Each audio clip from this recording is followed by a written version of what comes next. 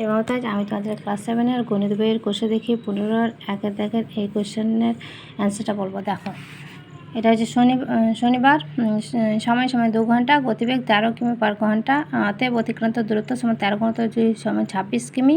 এবার রবিবারে দেখো, সময় 2 ঘন্টা, গতিবেগ সমান 11 কিমি পার ঘন্টা, অতিক্রান্ত দূরত্ব সমান 11 ঘন্টা 2 সমান 22 কিমি। অতএব শনিবার 26 বিয়োগ 22 সমান 4 কিমি পথ বেশি গেলাম। সময় স্থির রেখে গতিবেগ কমালে অতিক্রান্ত দূরত্ব ও কমবে। অতএব গতিবেগ ও অতিক্রান্ত দূরত্ব সরল অনুপাতে আছে। 2 দাগের এই কোশ্চেনটা দেখে নাও। সোমবার, গতিবেগ সমান 12 কিমি পার ঘন্টা, দূরত্ব সমান 2 কিমি, সময় সমান 2/12 ঘন্টা, কাটাকুটি করছে 2 × 2 = 12 সমান 1/6 ঘন্টা সমান 60/6 সমান 6 × 10 = 60 সমান 10 মিনিট। তারপর মঙ্গলবার দেখো, গতিবেগ সমান 15 কিমি পার ঘন্টা, দূরত্ব সমান 2 কিমি, অতএব সময় সমান 2/15 ঘন্টা, 2 × 60/15, 4 × 15 = 60 সমান 4 × 2 = 8 সমান 8 মিনিট। অতএব মঙ্গলবার বাজারে যেতে 8 বিয়োগ 2 সমান 2 মিনিট কম সময় লেগেছে। অতএব দূরত্ব স্থির রেখে গতিবেগ বাড়ালে সময় কমবে। অতএব গতিবেগ ও সময় ব্যস্ত অনুপাতে আছে। এবার 3 দাগের এই কোশ্চেনটা দেখে নাও।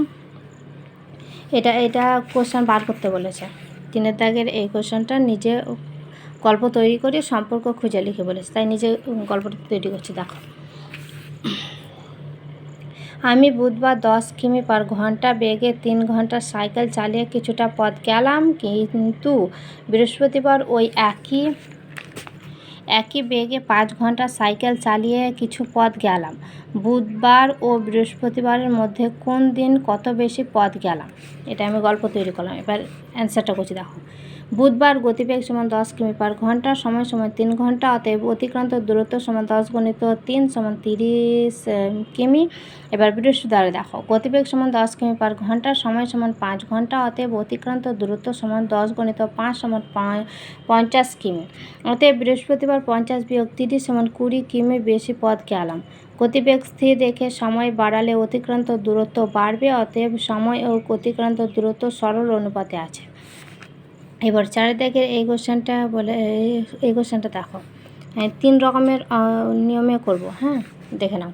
1 নম্বর নিয়ম, দূরত্ব সমান 12 কিমি, সময় সমান 40 মিনিট, অতএব 40/60, 2 × 2 = 0 কাটা, 2 × 4 = 3 × 6 সমান 2/3 ঘন্টা, অতএব গতিবেগ সমান 12 কিমি পার 2/3 ঘন্টা সমান 12 × 3/2, 6 × 12, 3 × 6 = 18 সমান 18 কিমি পার ঘন্টা।